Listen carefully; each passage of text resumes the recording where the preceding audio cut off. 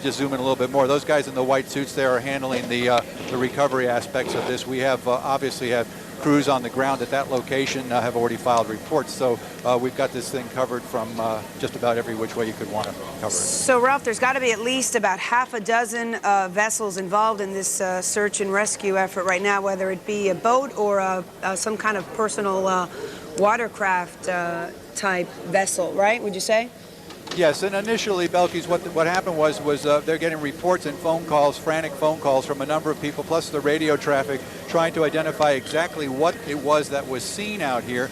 And the people that were in the water that saw the accident, including the people out on their pleasure craft, were in this area. When we first arrived, there was a huge debris field of stuff floating here on the surface of the water all along the south side of the jetty. Most of that has moved off because the tide is changing now, but there was all kinds of debris floating there, including chairs and sections of the plane, small sections of sheet metal and aluminum, and whatever other materials are used in the fabrication of that aircraft. And it wasn't for 10 or 15 minutes before our pilot actually spotted the fuselage looking down, straight down, and then we saw that that area had already been marked off, and they've tied one of the boats here, the one that they're using as their command center for the recovery on the water, to part of the wingtip of that airplane. And as we zoom the camera in, I don't know if you can see it right now because the water is a little bit hazy, but that dark circle right there we believe to be one of the wheels of the airplane. So the aircraft is over on its side, at least partially on its side, but it does look like the fuselage there is intact.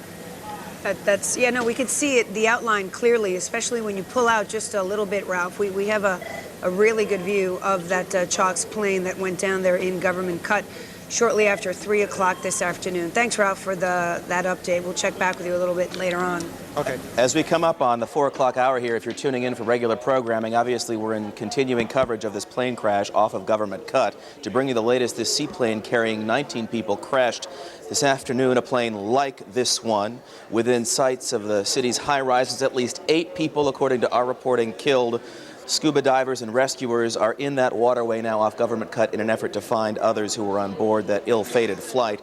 Traffic has been restricted at Government Cut as this process will continue for the next several hours, particularly as the waning hours of daylight. We still have it, but that's not for long, so the effort is on right now to recover the remainder of those people who we know were on board this flight. Joel Brown's reporting also that this Chalk's flight was on its way in for a landing at the Chalk's facility in the area of Watson Island. New reporting contrary to what we had heard earlier in the afternoon. We've got Tiffany Tucker with us now. She's not far from where all of this is going on, and she's had an opportunity to talk to people who perhaps saw what went on here about 2:30 this afternoon. Tiffany, you there?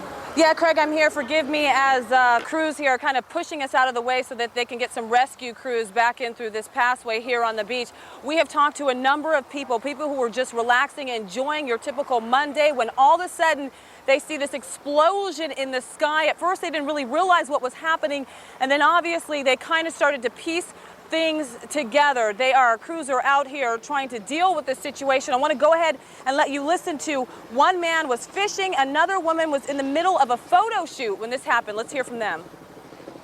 I seen a plane coming through Government Cut, make a left-hand turn. Wing came off, exploded. They pulled one body out already. They said there were 17 people on board.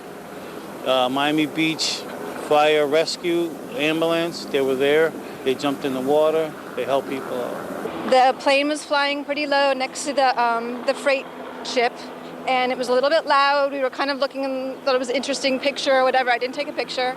And then it goes along to the pier, and all of a sudden we just heard it blow up. And I saw 2 pieces, and it went down into the water. And back out live here, you can see these rescue crews trying to get through this area, trying to tackle this situation. It is very chaotic, as I would describe it. There were lots of people out here who witnessed this.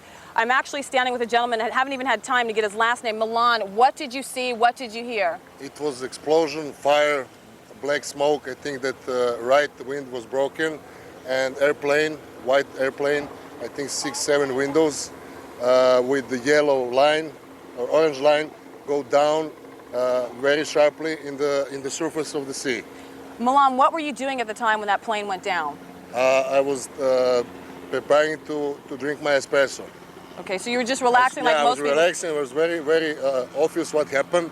After that, black smoke was in the sky maybe 15 minutes, and first helicopter come after 7 minutes, rescue helicopter, and people start running over there, and after the police come and they move people from rescue area. Milan, thank you very much for your time. You just heard it right there. Several witnesses, including this gentleman, what they saw, what they heard in the sky. They described it as a huge ball of flame, many as an explosion. One fisherman, in fact, told me that he was fishing and he felt this intense amount of heat on the right side of his face.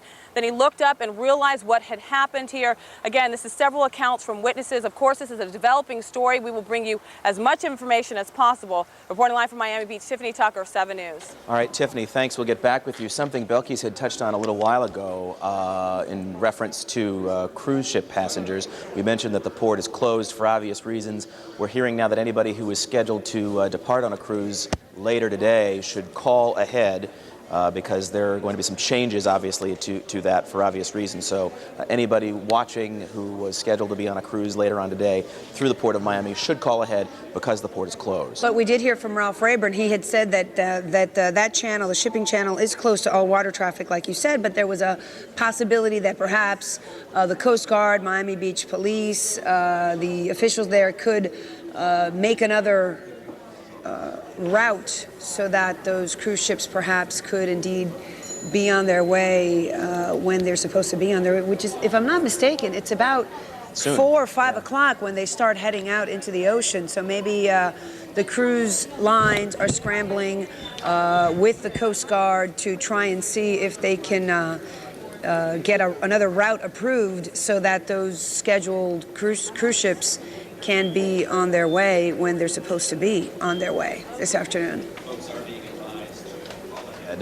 Folks are being advised to call ahead because their itineraries may be changing as a result of all this. Meanwhile, I think we also have an opportunity to check in. ROSH LOWE's been waiting to get with us and bring us some new information that he's been able to gather. ROSH, you there? Yeah, I'm here, Craig. The operation continues down here at the Coast Guard station on Miami Beach. It's been a grim sight here so far. We've seen body after body being recovered out of the waters. Obviously, there's some hope from some of the people down here that there are survivors, and that they will continue that operation. And that's why we have, if you look into the distance there, you can see that Miami-Dade Fire Rescue and the City of Miami Fire Rescue trucks are here. 6, 7, 8 trucks are here. But also what we have here is we have rescue crews going out there in the water. You can see the Miami-Dade police boat there. I believe you can see that on your screen, the Miami-Dade police boat, which goes out there into the waters. And what we've seen here in the last 20 minutes is 4 bodies that have been brought back here.